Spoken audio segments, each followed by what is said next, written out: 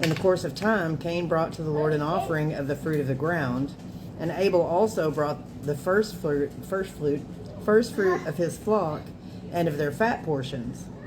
And the Lord had regard for Abel and his offering, but for Cain and his offering he had no regard. So Cain was very angry, and his face fell. The Lord said to Cain, "Why are you angry, and why is your face fallen? If you do well, will you not be accepted? And if you do not do well, sin is crouching at your door. Its desire is contrary to you, but you must rule over it." In the NIV it says, "But if you do not do what is right, sin is crouching at your door, and it desires to have you. But you must rule over it." So he's telling him that he needs to take control over it. So Adam and Eve, they had to leave the garden and everything, but God, he allowed them to have a new beginning where that they could start a family and everything together, and then they gave birth to their firstborn son, Cain. But, and it's probable, because God had promised them, you remember when we read earlier that he said that he will bruise your heel and you'll crush his head, talking about the prophecy of the Messiah. So they know that eventually the Messiah is going to come through their bloodline. So, they probably expect it to be in their lifetime. They don't know the future or anything. So, they may expect that Cain's going to be that one. He's their firstborn son and all of that. They were a little in advance there. Yeah. Premature. Premature, yeah. And and they're thinking of the one that's going to come and overcome the serpent.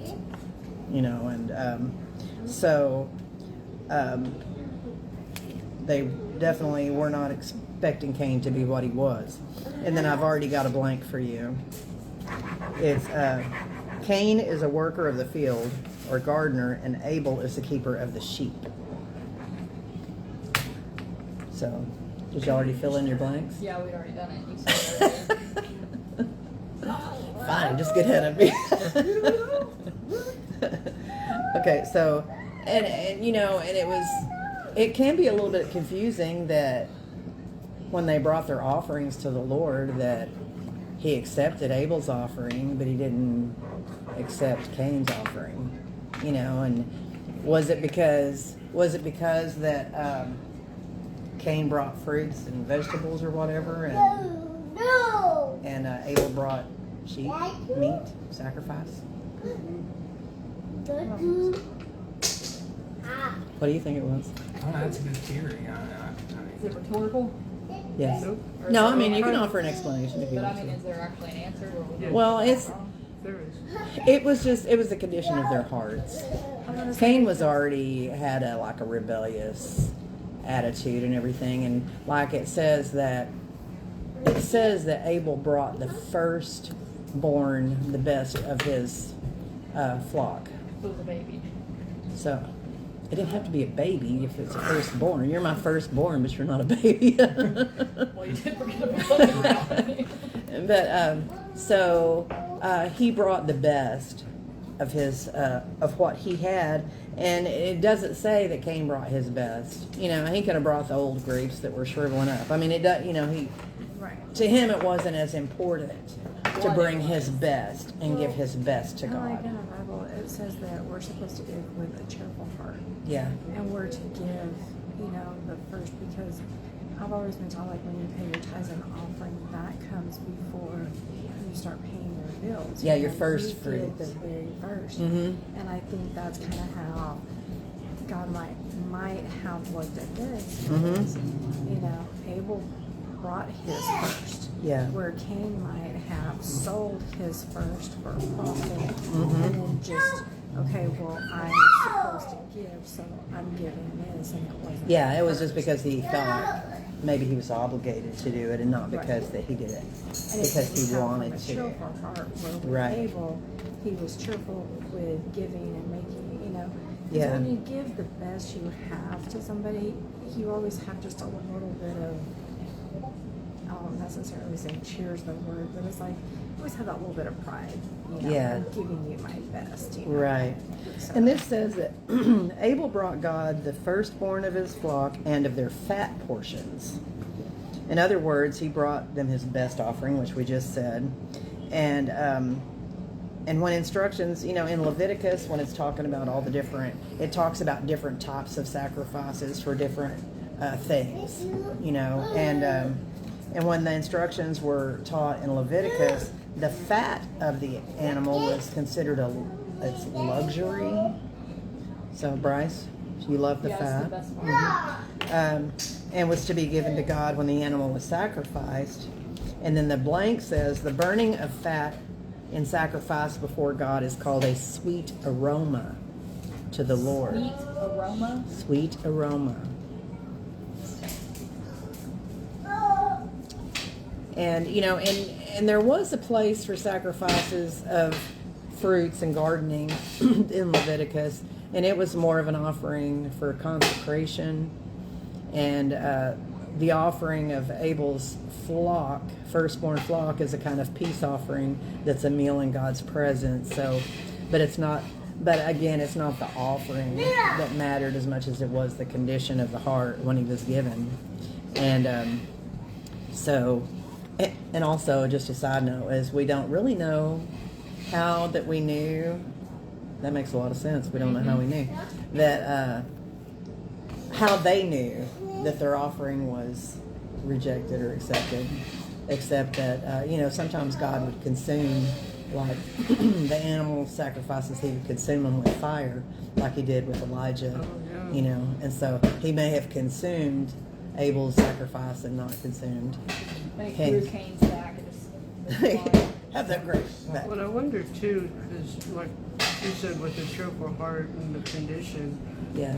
anytime we give and just kind of back up how God wants to do it, it's like if I give Bryce a birthday present, and if I just give her one just to give her one, she's not going to react the same if I'm sitting here going, oh, look what I did, I gave you a birthday present, go me, versus, hey, you're actually awesome and I care about you. I'm glad y'all Here's were here. something that you like, Mm-hmm. you know. Doing it because you want to. Yeah. Yes, It's just and all you're in the celebrating attitude that person. of the heart, everything, yeah. And Cain, you can also tell how his heart is because of, he was like angry and upset, you know, and angry at Abel, He would you be know, jealous. and jealous of Abel because the God accepted his sacrifice and didn't accept his, you know, and God kind of gives a pre-warning by saying sin is crouching at your door, you know. Of course, he knew what was going to happen. And telling him, you know, you got to take control of this. Yeah, please listen to God's words. Yeah. And also, like the lady who only had a penny, you know, she gave what she had, Mhm. which, Yeah. you know, that Which wasn't much, but goes with that. Give all she But had. it wasn't that she gave a penny; she gave what she had. that's right. Where you know the millionaires, I guess, you know, at that time, like they were being stingy, and they didn't understand why she just gave a penny and she got the blessing, and they gave. And here they are lots. giving all this money. Yeah. Yeah. And True I sacrifice. think that kind of correlates with Cain and Abel. It's Mhm. it goes back to the whole how you perceive your offering. Right.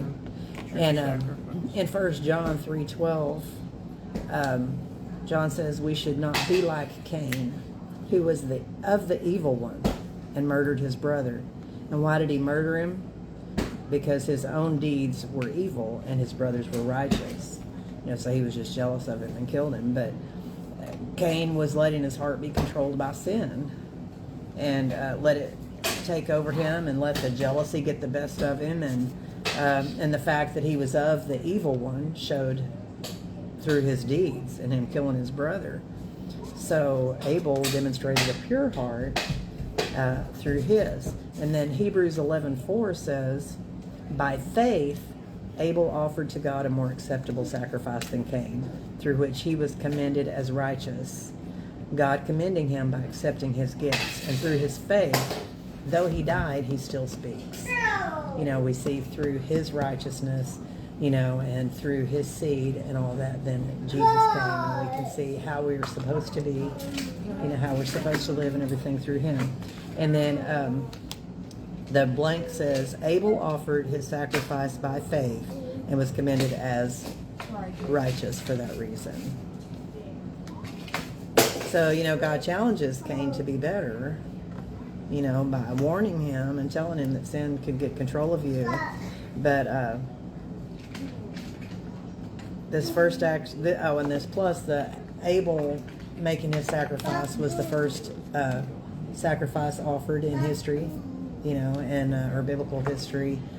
And also offering that sacrifice was his show of faith and also an act of worship. So it was also like the first act of worship that we see expressed in the Bible. So, and then I think I've got a blank here. Here it was, and I always thought this was neat, one lamb for one man. Later at the Passover, it would be one lamb for a family, because each family would sacrifice a lamb, and they put the blood on the doorpost, and the death would pass them by. And then on the Day of Atonement, it was one lamb for the nation. So every year that they'd have a sacrifice for atonement, for the nation of Israel. And then with Jesus, there was one lamb who took away the sin of the whole world.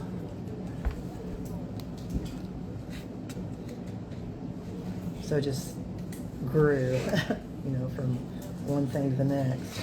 And, then the verse 8 says, Cain spoke to Abel his brother, and when they were in the field, Cain rose up against his brother Abel and killed him. Then the Lord said to Cain, where is Abel your brother? And he said, I don't know. Am I my brother? Yeah, I don't know. And he said, am I my brother's keeper? Yeah. And the Lord said, what have you done? The voice of your brother's blood is crying to me from the ground. And now you are cursed from the ground, which has opened its mouth to receive your brother's blood from your hand. When you work the ground, it will no longer yield you its strength. You shall be a fugitive and a wanderer on the earth. So, God had already cursed the ground, and telling Adam that he was going to have to work the ground. And then he even goes further with this, with Cain, going to make things even harder, because he came from being a farmer and, growing vegetables and fruits and all this kind of stuff. And now he's going to probably not even be able to do that anymore because it's going to be so difficult for him, to be able to till the ground. And then it says he's going to be a fugitive and a wanderer, so he has to leave God's presence and leave the area of his family and all of that. But Cain, by his reaction, He didn't care. He didn't care. Yeah. I don't know. I don't know where he is. And and plus it was like premeditated. He talked to him. Hey, let's meet out here in the field, and then he meets him out there and then kills him. So it's not just the first act of murder, but the first act of premeditated murder. And then he didn't have any remorse about it. He didn't care. He had an attitude. So it's just crazy. But so he did let sin control him, and also thinking about the theme of salvation, kind of, if you always keep that perspective. Are you listening to me, woman? Yes. Or not you. Keeping that thread in there, that because Satan is out to destroy God's plan from the very beginning, which he tries to do in the Garden of Eden with Adam and Eve.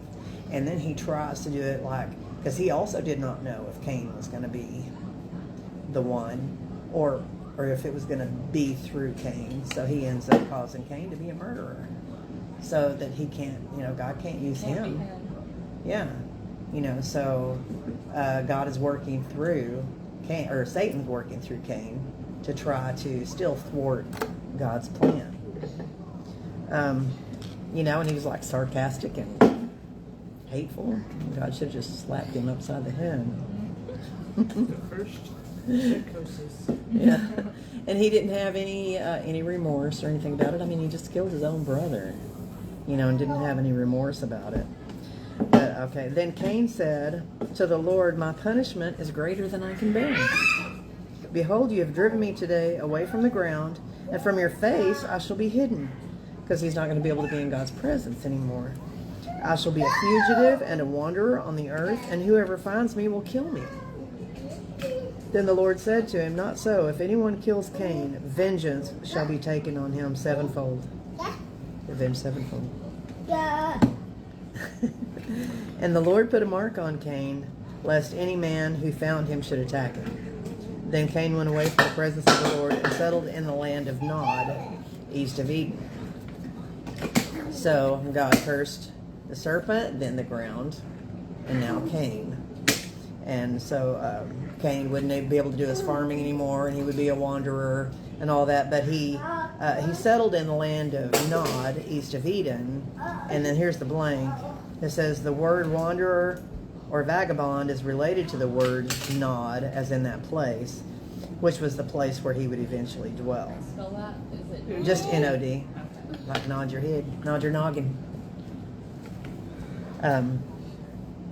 So he would have to resort to living in whatever manner he could. He wasn't going to be able to do the life that he had planned. And God had originally intended for us to enjoy the earth's abundance and nature and all that kind of stuff, but sin just further distances us from all that, as it went from Adam to Cain, further distancing us from being able to enjoy nature and the land and all that kind of stuff. So, and it makes me wonder too about the more distant that we become from God, as far as the sinful nature of the world and everybody, that we see the increase in earthquakes and volcanoes and all these natural disasters and stuff, and the violence and the just insanity in the world. It's just going further and further and further downhill, like it was back then. So, and Cain realizes from the severity of his judgment that he's going to be separated from God, and that other people, or that he's going to be alienated from other people and all that stuff. But still, it doesn't ever show. Kind of like Adam and Eve. We were talking about how that they never. I didn't ever hear an apology. Right.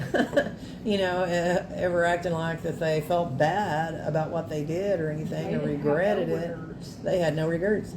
But, and the same with Cain. He just doesn't seem to care, and he's concerned about his punishment. He's saying, well, everywhere I go, people are going to want to kill me and all that. But none of it has to do with, I shouldn't have killed my brother. That's what about me? Yeah, what about me? It's all about With him. Adam and Eve, though, to some extent, it almost seems like it was an understood thing, because God did give them a second. Yeah, he did. And so it's like, even though, and I agree, it's not clear, and that's why the book of Genesis is very frustrating to me, is because there's so much that is understood. Yeah, yeah. It's like, it doesn't clearly say, yes, they ask for forgiveness, or no, they don't. I mean, with Cain, it's clear. Right, He clear. did not. Mhm. But like with Adam and Eve, did they or did they Oh, not? I'm sure that eventually, Somewhere they but must initially. have, because, God showed them forgiveness. Mhm. God gave them a second chance. Mm-hmm. So, somewhere it happened, but it never He said. leaves out a lot of details in there. Okay, so, and then he says he's afraid that everybody that sees him will want to kill him. Why do you think? I mean, do you think that just news is going to travel and everybody's going to say, hey, that's the guy who killed his brother? Yeah, maybe. I think somehow he was distinctly marked. Yeah, well, he says, which I was about to get to that, that God, God had mercy on him and put a mark on him and promised sevenfold vengeance to anybody who kills him. But, we don't know what kind of mark he put on him. But I guess we would assume that it's some. I mean, one of the things I read said that it wouldn't have been a physical mark, but how would have anybody known if he didn't have a physical mark? You So know. that's what unless, like you said, a spiritual mark. It's just kind of something like, you know, because when you're around somebody, you just kind of know. I don't know if you call it a vibe or if you just sense something. Spiritual You discernment. just kind of, that's not a good person, you know. It's like I'm gonna stay away from him. Yeah, you know, it's like you just kind of, I guess, judgment of character. You know, Yeah. it's just, you can just kind of sense that's not a good person to be around. But hey, you know, this person's okay, or you know. Yeah. So maybe that was the Could have kind of been, or mark. it could have been some kind of physical mark. I guess we won't know till we get to heaven. If we see Cain, we'll know. Verse 17 says, Cain knew his wife, and she conceived and bore Enoch. But this is not the Enoch that we know. Not the Not the Enoch. Just an Enoch. When Cain built a city, he called the name of the city after his son Enoch. And then to Enoch was born Irad, I guess. And Irad fathered Mehujael. And Mehujael fathered Methusael. And Methusael fathered Lamech. Lamech took 2 wives. So the first polygamy. The name of the one was Ada. And the name of the other was Zillah. Ada bore Jabal. Who? Jabal? He was the father of those. So Jabal was the father of those who dwell in tents and have livestock. And his brother's name was Jubal. So we have Jabal and Jubal. He was, I don't know. He was the father of all those who play the lyre and the pipe, so instruments. Zillah also bore Tubal Cain, and he was the forger of all instruments of bronze and iron. And the sister of Tubal Cain was Naamah. Are we supposed to remember all these? No. Much less pronounce them all. So this, you know, like you were talking about how God includes some things and he doesn't. So he's given us some limited lineage, you know, of Cain and his descendants, and including, and he includes what's relevant. Well, and So- Dad and I used to have this conversation, and we would start talking about it. He's like, and every year we would always start, you know, to read our Bible all the way through. He's like, did you read Genesis? I'm like, No. no. And I started in Matthew. He's like, why did you skip Genesis? And I'm like, because all those she's, whatever. I'm like, I don't know how to pronounce those names. I'm like, we could have left all the he begot, and she begot, and we could go through with, okay, they asked forgiveness in this and this, you know. Well, I think I discovered that the begots kind of they end up being relevant as far as who was good, who was bad, who was in the lineage Yes, of Jesus, and and that's all that exactly what my dad had explained to me. He goes, but if you actually pay attention, he's like, it defines itself. stuff. Mm-hmm. Because then when they're talking about, what is it? I want to say it's in Deuteronomy maybe, where they're talking about, what was it? Something about the evilness that developed or something. I forget what book of the Bible it is, but anyway, he's like, if you would have read Genesis, that would have made sense to you. That's right. That's I right. read it out, I get it. So these, so it says that Cain knew his wife, and she bore a son. And you know, of course, it doesn't tell us where he got his wife from or anything, but presumably he would have married probably a sister. You know, Adam and Eve would have had. Sister? Well, Adam and Eve would have had tons of children. We You almost know. married each other, so we're all inbred.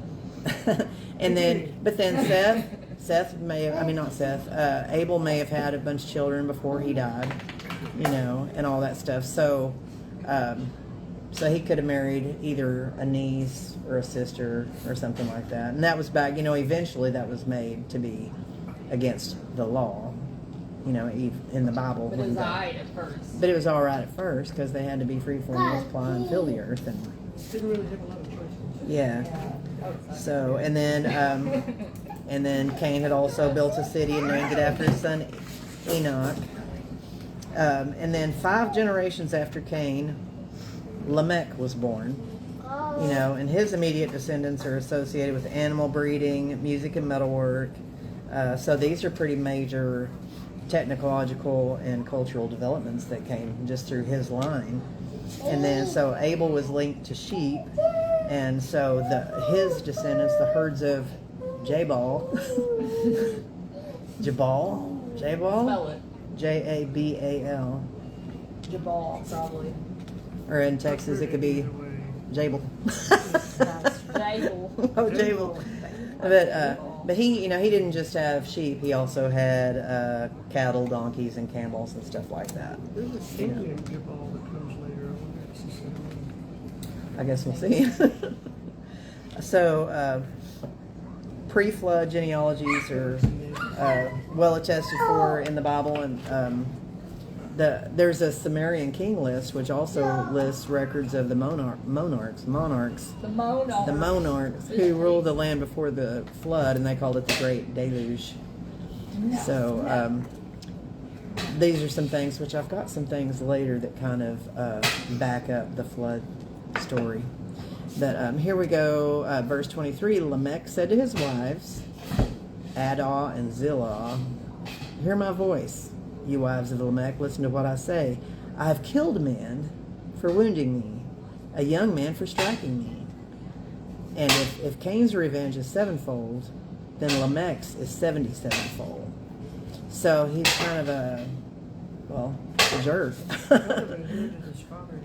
Yeah, I mean, he's like several generations down, but he's still got that evil streak in him that came through Cain.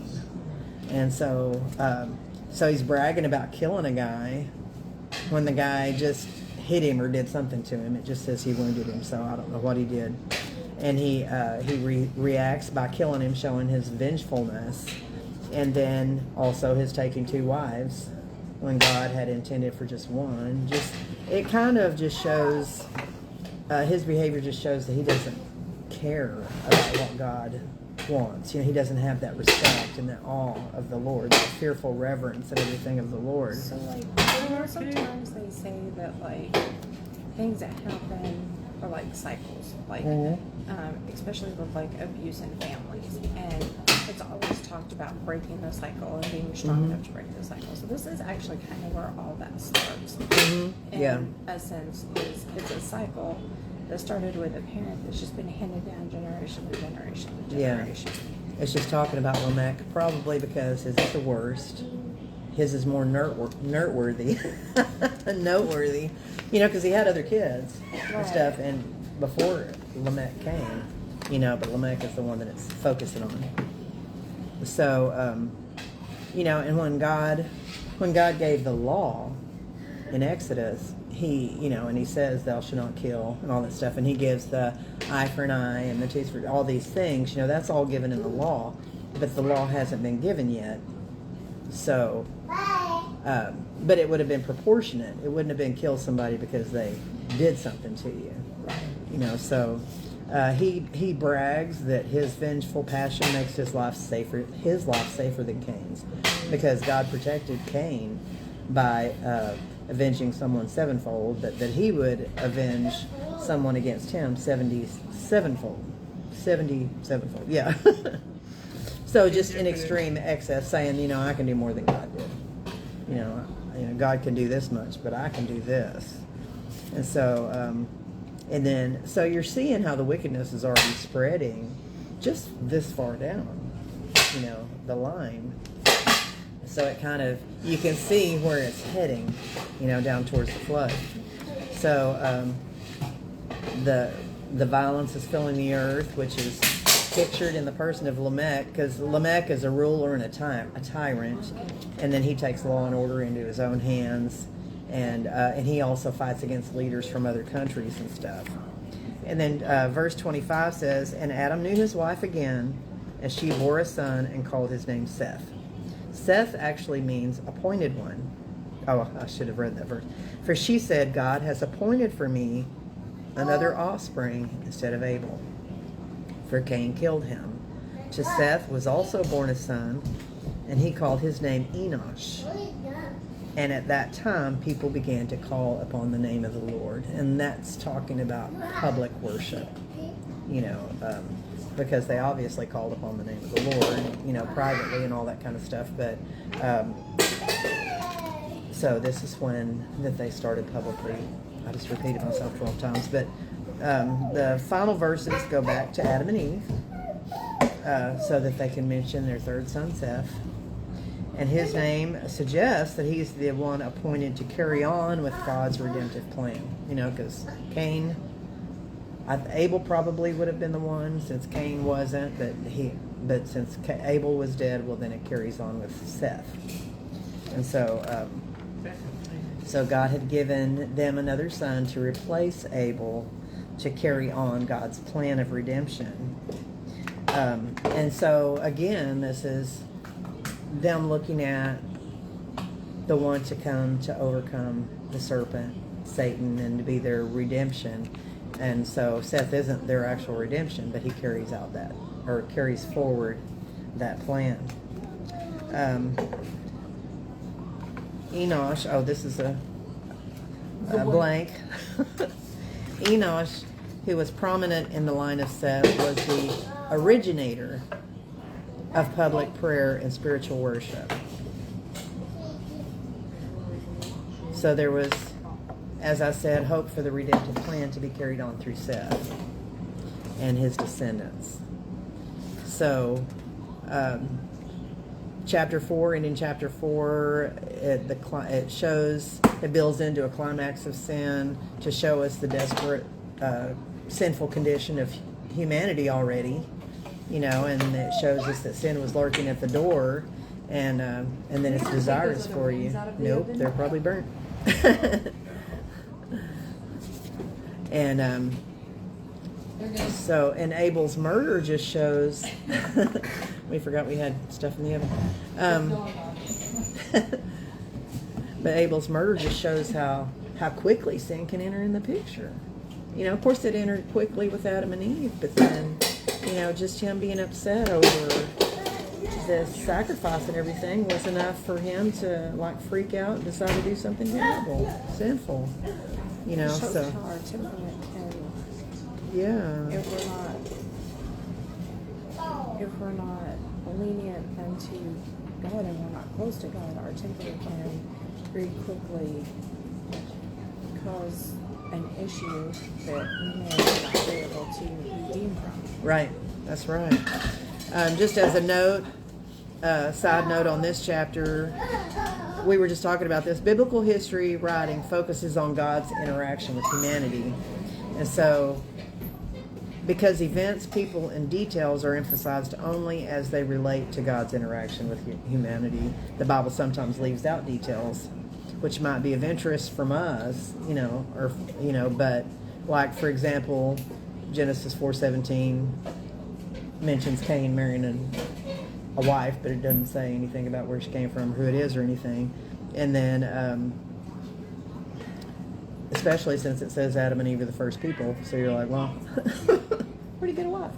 So he doesn't detail all that stuff, but he tells everything as it's relevant and kind of as we on a need-to-know basis. So, and truly, where Cain got his wife's not important, in the scheme of things, in redemption, and just the fact that he had descendants is emphasized. And then we'll go to chapter 5. And this goes from Adam's descendants down to Noah. So, chapter 5 is the book of the generations of Adam. When God created him, he made him in the likeness of God. Male and female, he created them. He created them, and he blessed them and named them man and woman when they were created. So Genesis 5 is still, instead of starting to focus just on the genealogy of Seth, it starts about the genealogy of Adam. And starts kind of in the same as chapter 2, where it says the generation of Adam were blah, blah, blah. You know, but they weren't undermined by the rebellion of Adam, Cain, and his descendants, because God was still able to work through that. The story continues in another genealogy, and this is a verse. This is not a verse. This is a blank. Genesis 5 begins by mentioning creation to indicate to the reader that God still has a purpose and plan for humanity. So he still has his redemptive plan and hasn't given up on anything yet. And then verse 3 says, when Adam had lived 130 years, he fathered a son in his own likeness, after his image, and named him Seth. The days of Adam after he fathered Seth were 800 years, and he had other sons and daughters. Thus, all the days that Adam lived were 930 years, and he died. And you thought you were old. I know, he lived a lot longer than I will. I was like, could you imagine being 130 years old and having a child? That sounds I'm terrible. I'm thinking I'm 49 and I'm chasing 2 toddlers. I'm like, are you 2 not ready to go to bed yet? I can't even imagine. I can't even imagine living 130 years, much less having kids. Well, I bet the aging process Was a lot slower. Yeah. Oh yeah. I mean, I'm sure everybody wasn't old when they were 130. They were like we are now. Yeah, probably. Y'all are now. Well, and they I think I resemble that remark. like they took better care of themselves. Like they didn't eat junk. Like they grew their That was back before Big fruits and Macs. And, vegetables. Yeah. That's true. back before junk food. Yeah, when things started becoming Processed not meat. healthy. yeah. Yeah. Pollution, Preservatives, ozone, factories. industrialization. And then when Seth had lived 105 years, he fathered Enosh. So then the list of descendants that starts with Adam and then proceeds to his son Seth, and then Seth is recorded as Adam's third born son. Third board. I don't know if he was bored or not, but he was. So, and this is an alternative to the line of the 7 generations linked to Cain, because his was becoming an evil bloodline, but then we've got Seth, and then Seth is a righteous bloodline. So, you know, Cain's leads to a killer in the 7th generation, being Lamech, you know, and then Seth's line produces Enoch.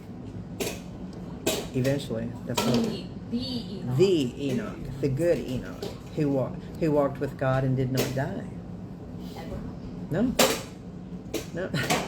So it says that Adam fathered Seth in his likeness and in his image. So it implies that Seth is made like Adam in his divine image, and although in his fallen state, but it suggests that he resembles his father as well, like physically.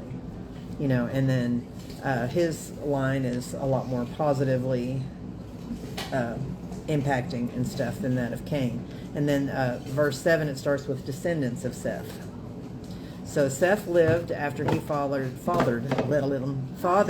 Enosh 807 years and had other sons and daughters. Thus all the days of Seth were 912 days. He lived 912 days. That was actually relatively quick. I don't know how he fathered all those kids. He got busy. Little toddler out there. Okay, thus all the Do all days you of Seth. can with the time you have. He was 3. He was 3 when he died. Not even. 912 years. Sorry. When Enosh had lived 90 years, he fathered Kenan. Enosh lived after he fathered Kenan 815 years and had other sons and daughters. Thus all the days of Enosh were 905 years, and then he died. When Kenan had lived 70 years, he fathered, I love this one, Mahalalel. Can you spell It's that? just kind of fun to say, Mahalalel. Spell it. It's Mahalal. Mahalalel. Mahalelo. I know, it sounds so professional. Mahalelo. Kind of a little tongue twister. It's like Patrick on SpongeBob. So Kenan lived after he fathered Mahalalel 840 years and had other sons and daughters. Thus all the days of Kenan were 910 years, and he died. When Mahalalel had lived 65 years, he fathered Jared. Thank God, one that actually sounds normal. Yeah, it's kind That of one was born in ironic. America. Yeah. Jared was an American. I'm starting to see a trend here.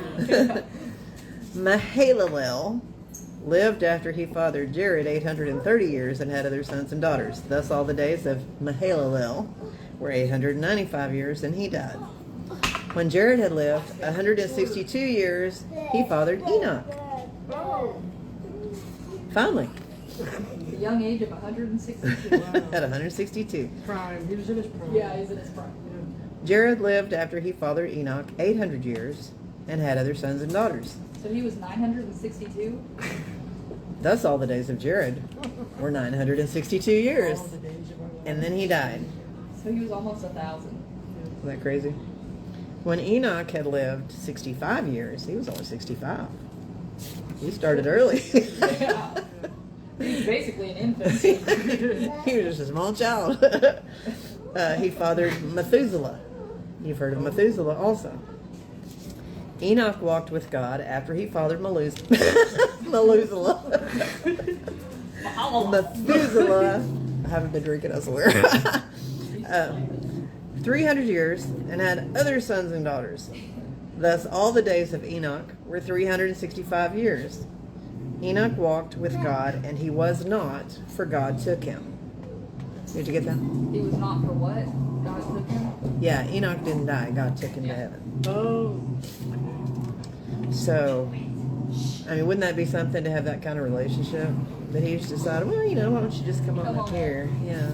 That would be awesome. He did that with Elijah too. Enoch and Elijah. When Basically Methuselah, raptured. Yeah. Now I see where it could be. What? It could be one of the. yeah, the two witnesses. Yeah. When we get into prophecy, we'll talk about that. We were talking about that. the other day. Yeah. When Methuselah had lived 187 years, he fathered Lamech. So this is a different Lamech. It's a good Lamech. Methuselah lived. Names. Methuselah lived after he fathered Lamech 782 years and had other sons and daughters. Thus all the days of Methuselah were 969 years, and he died. So Methuselah was the oldest person to ever live. Y'all aren't listening to me. What did I just say? You said that all his years were 300. No.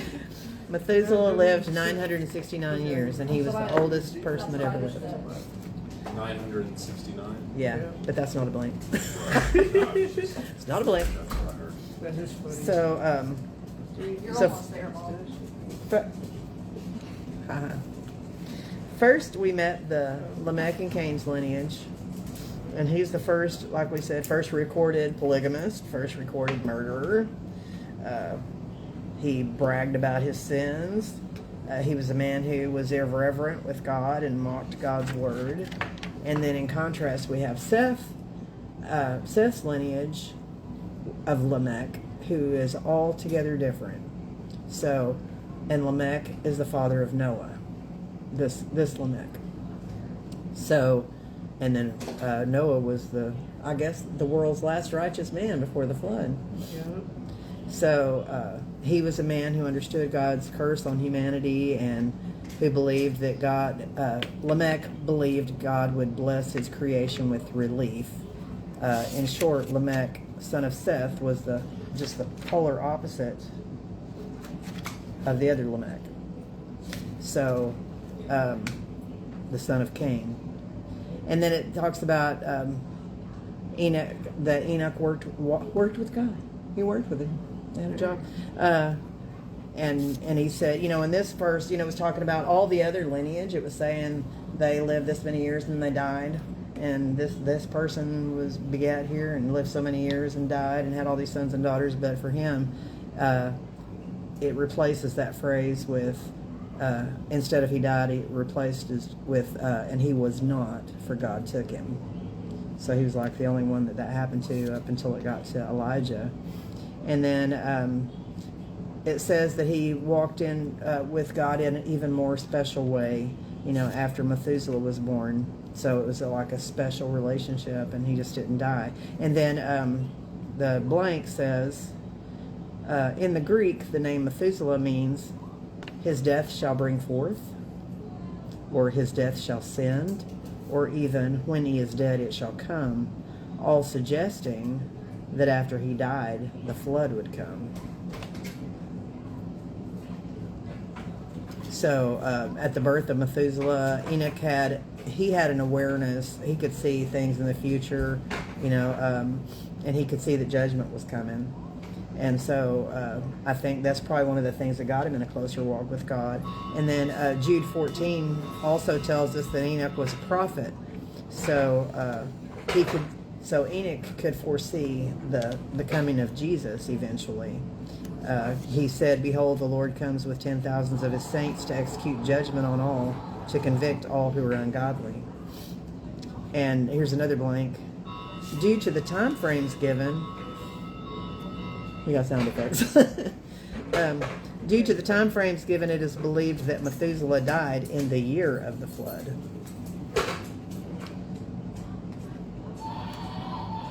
So all the days of Methuselah were 969, and he died. Methuselah's long life was no accident, because it was just the grace of God that he knew that when he died that the flood was going to come. So he was extending that as long as he could because of his grace, to give people as long as possible to repent.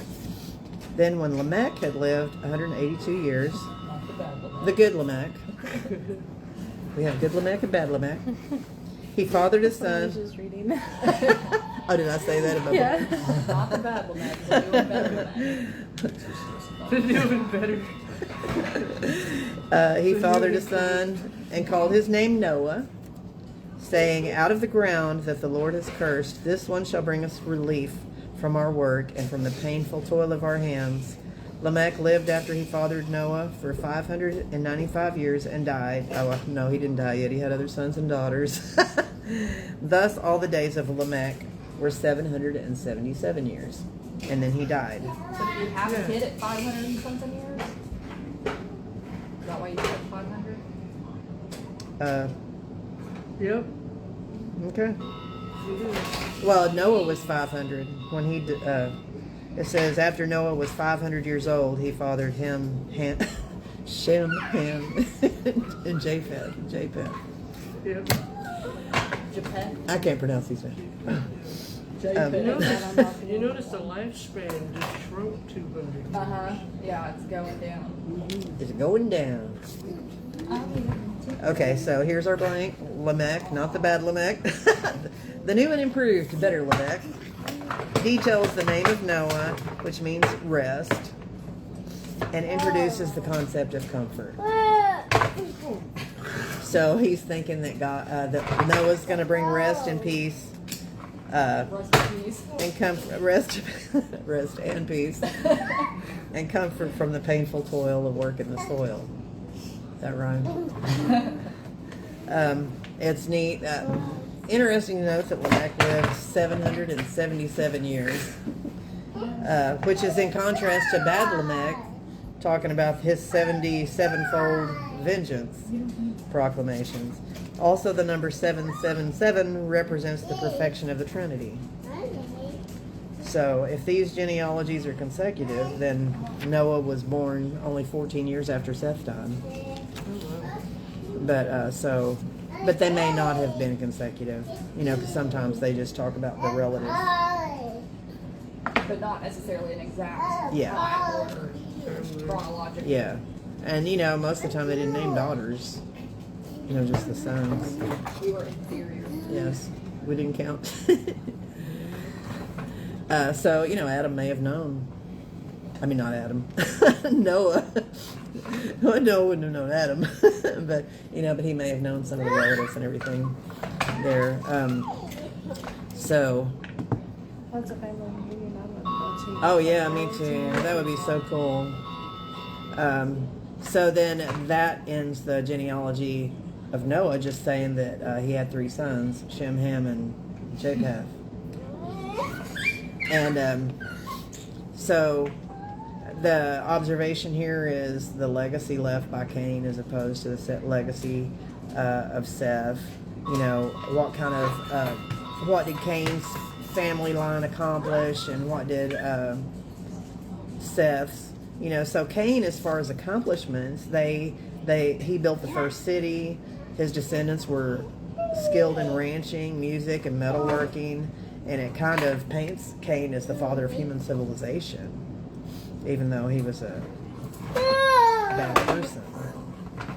And then Seth, you know, it just says that their accomplishment was that they were men of faith, and they were righteous, you know, down to Noah, and their accomplishment is the faith of their children. So here's a blank. It says, while Cain's lineage was trying to live out their own story, Adam's lineage through Seth lived out the story of God.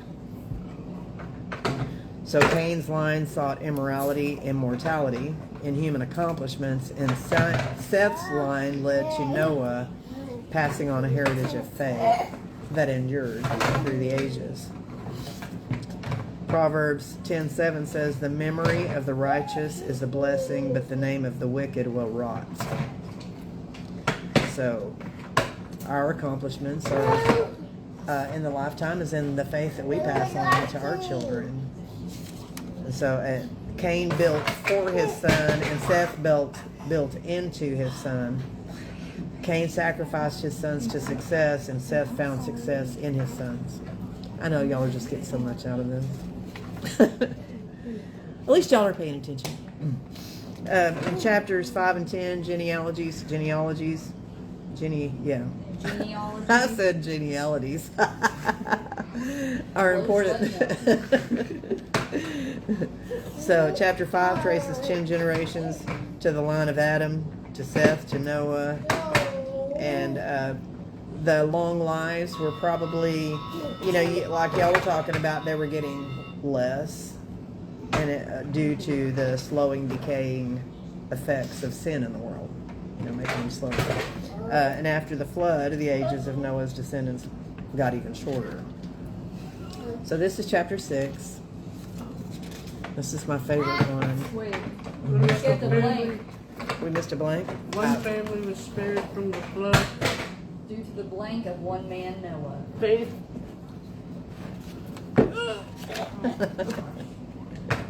I don't know.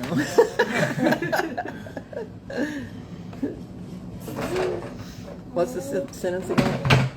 Do you already know the blank? It says one family was spared from the flood due to the blank of one man, Noah. Faith. Faith. Who? Faith or righteousness, I don't know. I didn't underline it. Oh, no, that's in chapter 6. Okay. Yeah, the faithfulness. I'm sorry. Oh, Faithfulness. we were totally close. I just didn't. That was supposed to be after chapter 6 instead of before chapter 6. Oh, that's funny.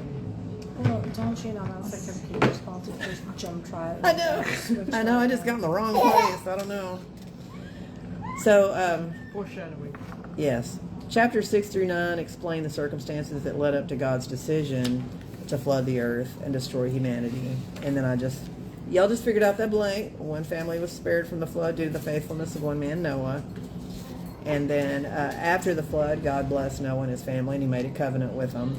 And his covenant was to never flood the world again. And that's where we got the rainbow from and stuff. And and that's a reminder.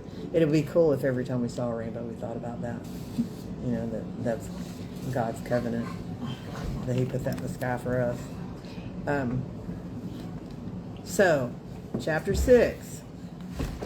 And this is a bunch of stuff that people don't know. I don't know if y'all have ever heard this before, but I'm going to tell you.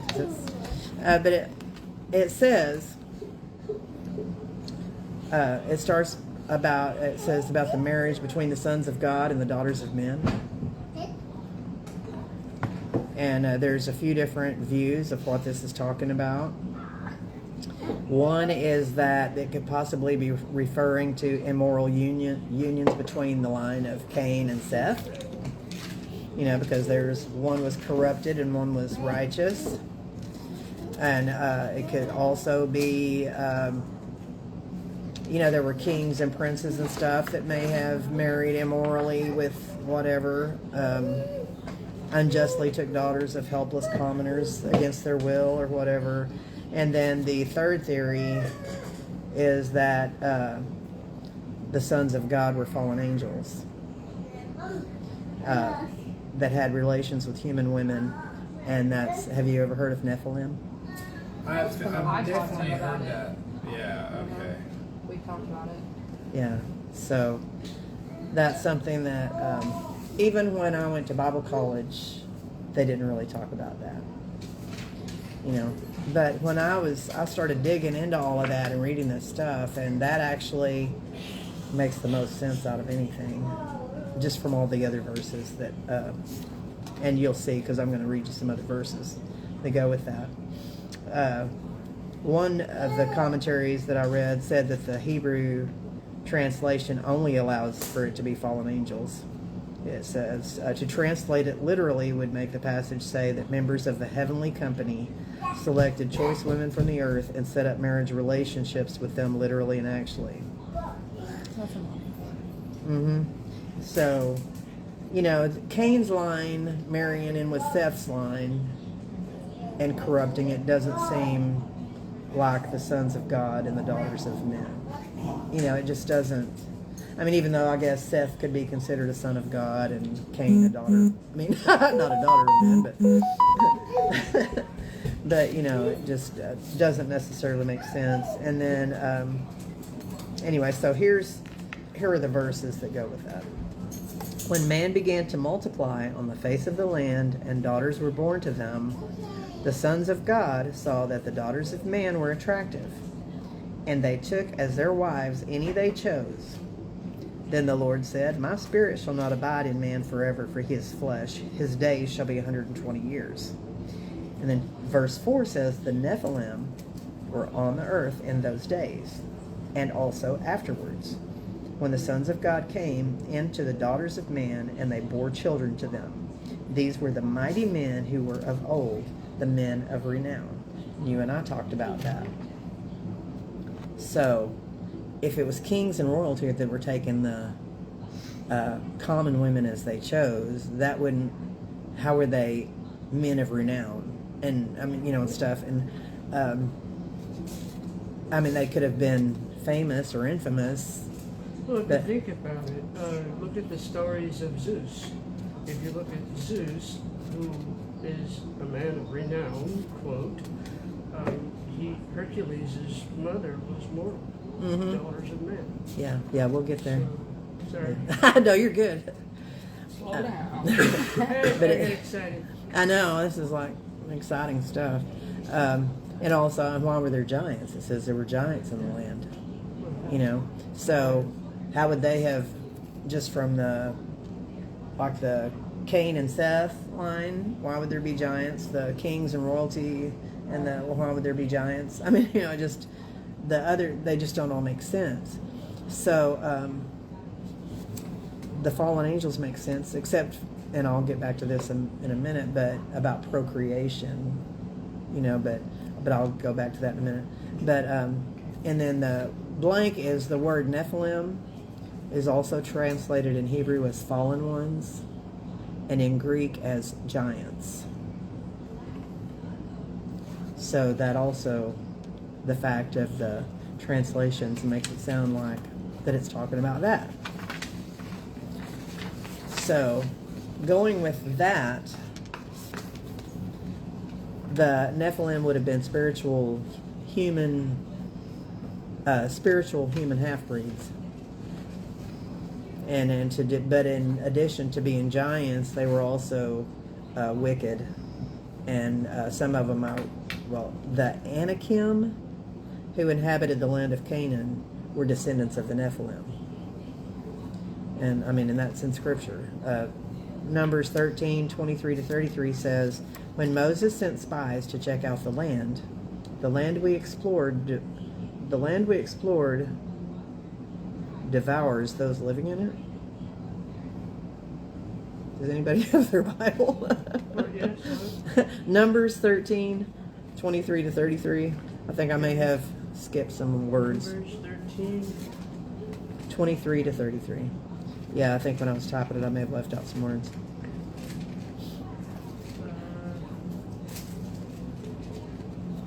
23. When they reached the valley of Eshcol, they cut off a branch bearing a single cluster of grapes, 2 of them carried on a pole between them, along with some pomegranates and figs. That place was called the Valley of Eshcol because of the cluster of grapes the Israelites cut off there. At the end of 40 days, they returned from exploring the land. They came back to Moses and Aaron and the whole Israelite community at Kadesh in the desert of Paran. There they reported to them and to the whole assembly and showed them the fruit of the land. They gave Moses this account: we went into the land which you sent us, and it does flow with milk and honey. Here is its fruit. But the people who live there are powerful, and the cities are fortified and very large. We even saw descendants of Anak there. The Amalekites? those, that word, live in the Negev. The Hittites, Jebusites? and Amorites live in the hill country, and the Canaanites live near the sea along the Jordan. Then Caleb silenced the people before Moses and said, we should go up and take possession of the land, for we certainly can do it. But the men who had gone up with them and said, we can't attack those people, they are stronger than we are. And they spread among the Israelites a bad report about the land they had explored. They said, the land we explored devours those living in it. All the people we saw there are of great size. We saw the Nephilim there. The descendants of Anak came from the Nephilim. We seemed like grasshoppers in our own eyes, and we looked the same to them. So they were talking about the giants Yep. that were there. So I didn't leave anything out. It just sounded funny in the context that I had it. So, but and that, as you were talking a minute ago, as you started, that would explain a lot of like Greek mythology and all of these things, the demigods and stuff, because there were fallen angels that were living among the people, and there were the Nephilim that were living among the people. And so Hercules would have been a demigod, but he would have been a Nephilim. So you know, they say that there's a little bit of truth to all these myths and legends and all this kind of stuff. So that's probably where all of these people really came from, who they really were. But And then you had Odin. I mean, if you're a god, how do you die? yeah, And Odin, I mean, you'd have to be mortal in some sense. yeah, and there even was, Odin went down and married with. I think, I'm gonna let y'all. It talked about one of the kings. I think it was in Deuteronomy, which I wrote down the verses, but I don't remember which one's which. But about this king. Oh, look up Deuteronomy 3:11.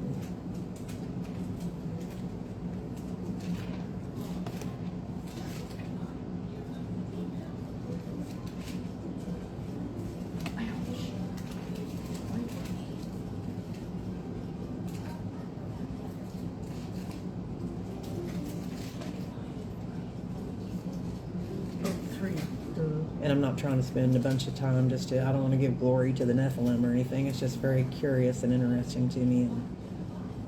Okay, I found it. Only Og, king of Bashan, was left of the remnant of the Rephaites. His bed was made of iron and was more than 13 feet long and 6 feet wide.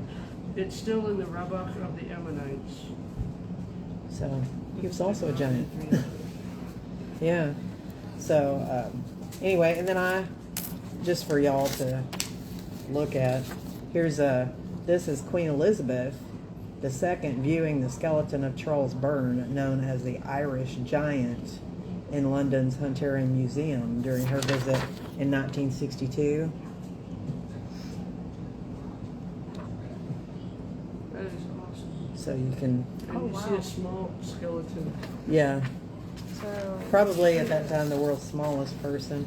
And then, So then, he would, I mean, obviously he was considered a giant, but would he have been over 9 feet tall? that guy, well, I mean, because they could have been anywhere from 8 to 12. You know, I mean, just Right. different. Goliath was 9 feet. Yeah, he was like 9 foot to 9'3" or something. And then these are newspaper clippings, newspaper articles. Like this says 31-foot giant found in India. And this was like back in that says 1934. These were in newspapers, which I didn't like try to see the actual article. I was just reading the headlines. Right. And then this one says giant skeletons found. Archaeologists to send expedition to explore graveyards in New Mexico where bodies were unearthed. And this was in 1920. Oh no, 2023, 1902. And Now then they call it a medical condition. yeah, and then but you know back then it was more supernatural because now you know how when people are like super big like that they can't even hardly walk and get around. Yeah. You know. But and then this is giant skeletons found in a cave in New Zealand, and this was in 1892. You know, so this was in 1925. Giant bones in New Mexico, or in Mexico, skeletons of men 10 to 12 feet tall.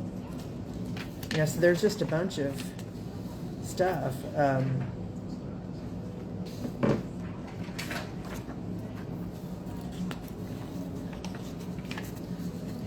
Strange skeletons found. This I'm curious, because like, Not there's too no well. DNA or anything, so how do they know who these people are?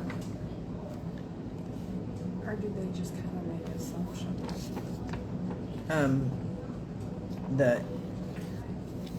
I don't know if I wrote this down in my notes or not, but anyway, there's even more. This is skeleton found of a man over 9 feet high with an enormous skull in Wisconsin. Anyway, I just thought these were like really. And then it talks about the Great Smithsonian cover-up because supposedly the Smithsonian Institute had a bunch of these skeletons, and then they like hid them all or got rid of them all or something like that because of the implications and stuff. But then, of course, then that was supposedly debunked. But I mean, who knows? You know, they debunk everything that they don't want people to believe. Anyway, so I just thought that was all real interesting. That is interesting though, because, you know, I've always been taught that science tries to prove the Bible wrong, and the more they try to prove it wrong, They prove it right. Yeah. Yeah, that's right. and that right there is just proof. Yeah, I mean, there's all kinds of stuff. All kinds of stuff. And it's just very fascinating. And they, one of the things that, and some of them were Indians that have found, like American Indians that found them like in caves and stuff back in that were like super old. And it said that in one of these scriptures it talks about them having 6 fingers on each hand, 6 fingers and 6 toes. And so you remember that talk about Indians when they would greet people, they'd say how and hold their hand up. And it said that was because they wanted to see how many fingers the person had to make sure that they were actually human and not Nephilim. I don't know, if that's true or not, but so we just talked about the demigods and all that stuff, but the reason for this was because it was an ulterior motive. It was a scheme still for Satan to corrupt the human genetic pool. Because if they could have the fallen angels come and intermarry with the women and do all this kind of stuff, they could corrupt God's genetic pool, with the Nephilim and stuff, and try to keep from having the Messiah come because of that. They're like doing whatever they can. Okay, well, this didn't work, so let's try this. So, Yeah. And so, and then another thing that I read was that when that happened, and of course this is an outside source, but that that actually the women didn't survive childbirth because they were giving birth to giant babies. You know, they didn't have C-sections back then and all that kind of stuff. So, you know, when the angels could come down and be whatever they wanted to, you know, because they can appear to you however they want to. But their babies would be big, you know, because the Nephilim were so big and everything, and that most of the women wouldn't even survive childbirth. Their babies would die. Mm-hmm. And then one of the questions that I had was, well, Matthew says that Jesus says that angels neither marry nor are given in marriage. You know, like when we get to heaven, we're not going to be married or given in marriage because we're the bride of Christ. But Jesus didn't say that they weren't, or that they were sexless. They were loyal to God. And so he was talking about faithful angels that are loyal to God, that they didn't do any of those things. But if they were rebellious and they were going out to try to ruin God's plan, you know, well, they had the capabilities to do it, and that's what they chose. So just to try to ruin his plans. And then this is in Jude. Jude chapter 1 verse 5 says, though you already know this, I want to remind you that the Lord at one time delivered his people out of Egypt, but later destroyed those who did not believe. And the angels who did not keep their positions of authority, but abandoned their proper dwelling, these he has kept in darkness, bound with everlasting chains for judgment of that great day. In a similar way, Sodom and Gomorrah and the surrounding towns gave themselves up to sexual immorality and perversion, and they serve as an example of those who suffer the punishment of eternal fire. And then 1 Peter 3 says, after being made alive, Jesus went and made proclamation to the imprisoned spirits, to those who were disobedient long ago when God waited patiently in the days of Noah when the ark was being built. In it, only a few people, 8 in all, were saved through water, and this water symbolizes baptism that now saves you also. Not the removal of dirt from the body, but the pledge of a clear conscience towards God. It saves you by the resurrection of Jesus Christ, who has gone into heaven and is at God's right hand with angels, authorities, and powers in submission to him. So it's like through water, like baptism. You know, so when he saved them in the flood, it was like a baptism. And then 2 Peter 2 says, for if God did not spare angels, me neither, if God did not spare angels when they sinned, but sent them to hell, putting them in chains of darkness to be held for judgment, if he did not spare the ancient worlds when he brought the flood on its ungodly people, but protected Noah, a preacher of righteousness, and 7 others. And then another thing is that God said, my spirit shall not abide in man forever, for he is flesh. His days shall be 120 years. And I used to think that meant that people on average were going to live 120 years after that. But that's not what it means. And then I've got the blank that says it took Noah 120 years to build the ark. And then the flood came. So he's basically telling them they have 120 years till the flood's going to come. And then he removed his spirit from the people and they all died in the flood. So, really interesting stuff to me. The Lord, verse 5 says, the Lord saw that the wickedness of man was great in the earth, and that every intention of the thoughts of his heart was only evil continually. And the Lord regretted that he had made man on the earth, and it grieved him to his heart. So the Lord said, I will blot out man, whom I have created from the face of the land, man and animals and creeping things and birds of the heavens, for I am sorry that I have made them. But Noah found favor in the eyes of the Lord. So the blank says, God determined that sin and wickedness had grown to epic proportions to such an extent that creation should be destroyed. In verse 5, God emphasizes the state of human condition when he said the wickedness of humankind was great in the earth, and every inclination of the thoughts of their hearts was only evil continually. So it's pretty bad. So he saw that everything was nothing but evil, and he regretted making man. It grieved him to his heart. He felt sorrow, and he grieved over his creation. I mean, that's just so sad to think about that. He grieved over his creation. One commentary says that God suffered heart-rending disappointment, or that he took a deep breath in extreme pain.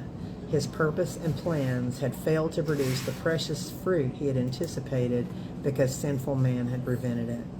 He experienced heart-piercing sorrow as he looked upon the tragic devastation sin had produced, and his handiwork had been marred and ruined.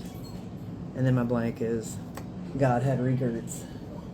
What? Regrets. Regrets? Yeah, I thought Bryce would like that, but she's not even in here. What was the first one? Not the first one, but the middle one. Even a single letter. Isn't it? I know you just said it. But, Which one?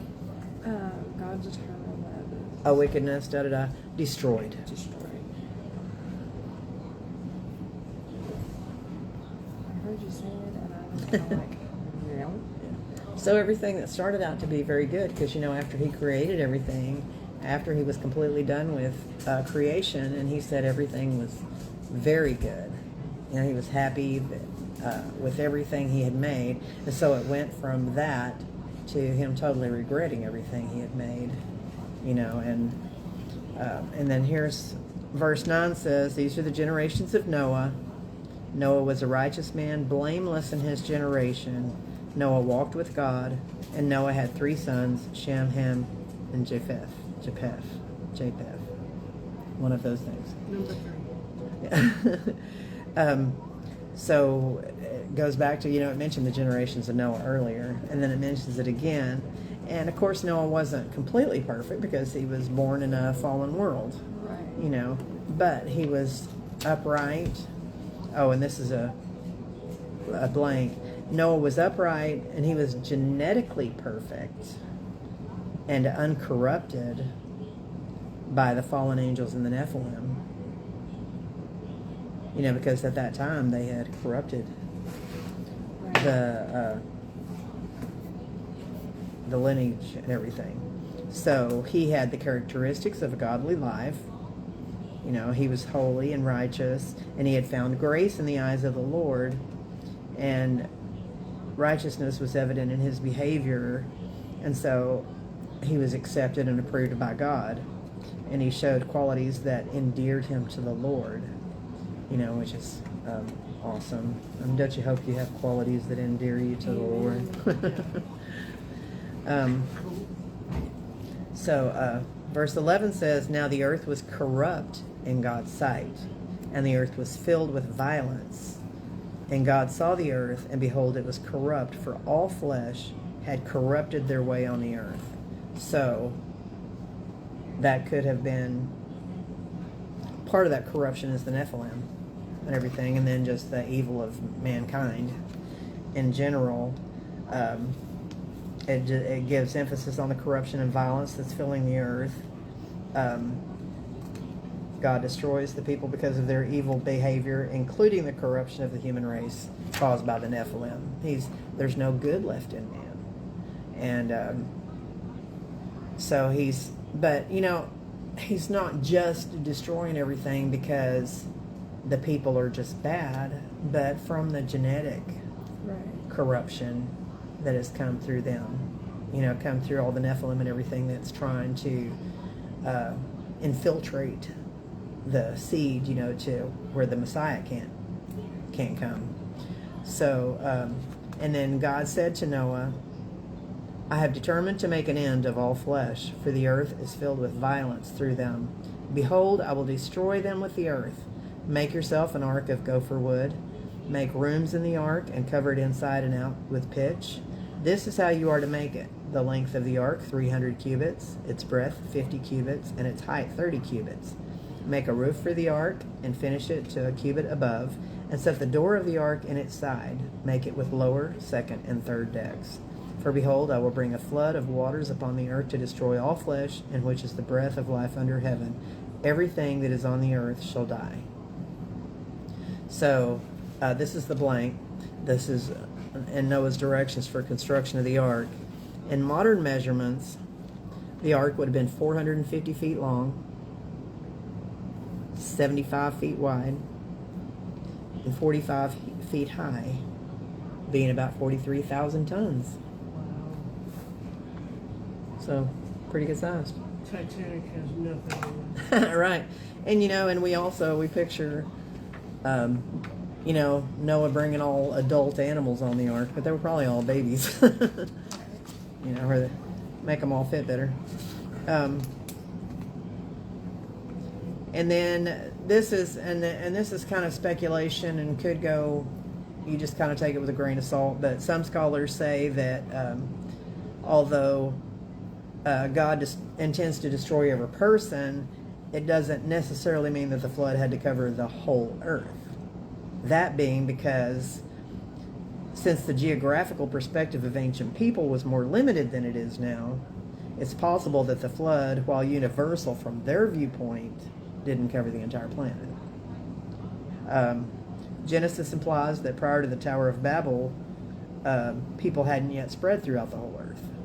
So they're all going to be limited to a certain area. So some scholars argue that a huge regional flood might have been all that was necessary for God to destroy all human beings. The expression all the earth or the whole earth doesn't exclude that possibility, because later all the earth came to Joseph to buy grain in Egypt. But it wasn't people all over the whole earth. However, in support of the view that the flood covered the whole earth, other interpreters point out the text says that all the high mountains under the whole heaven were covered, and that the water was 15 cubits above the tops of the mountains. And if the mountains of Ararat refers to the range that includes present-day Ararat in Turkey, the amount of water necessary to cover it would have to be at least 16,854 feet above sea level. So if that were the case, probably was the whole earth. But that doesn't have anything to do with our redemption or our salvation, so it's not like a important point necessarily. I tend to think it was the whole earth, but I don't know. Verse 18 says, "But I will establish my covenant with you, and you shall come into the ark, you, your sons, your wife, and your sons' wives with you. And of every living thing of all flesh you shall bring 2 of every sort into the ark to keep them alive with you. They shall be male and female. Of the birds according to their kinds, and of the animals according to their kinds, of every creeping thing of the ground according to its kind, 2 of every sort shall come in for you to keep them alive. Also take with you every sort of food that is eaten, and store it up. It shall serve as food for you and for them." Noah did this. He did all that God commanded him. So God's telling him that he's going to establish a covenant with him. Noah follows all of his directions to build the ark, and God, it's neat because he didn't have to go hunting animals. God just sent them to him, to come on the ark. And so he oversees everything as they come in. And Jesus said, this is just skipping over to the end, but Jesus says, as the days of Noah were, so also be the coming of Son of Man. The conditions of the world at the time of his appearing will be like the conditions before the flood. And if you look at, when I'm reading this stuff about widespread corruption and violence, and there's nothing good left in man, and I'm thinking, man, that sounds like now. It sounds like it is. And, the world's gone nuts, and you can't even turn on the news without seeing something terrible. Every single day I like scroll past headlines because everything is terrible. There's more and more people are not wanting to watch the news just because. Yeah, you turn it on, it's going to be something awful that somebody's been murdering people or whatever. It's just all awful. So murdering kids and just every evil thing, and people shooting up schools, shooting up other places, and all this. It's just the world has gone crazy, and even nature, is going crazy with, you're seeing all kinds of stuff about earthquakes and tornadoes and volcanoes and, just all this stuff. It's just, everything is going downhill.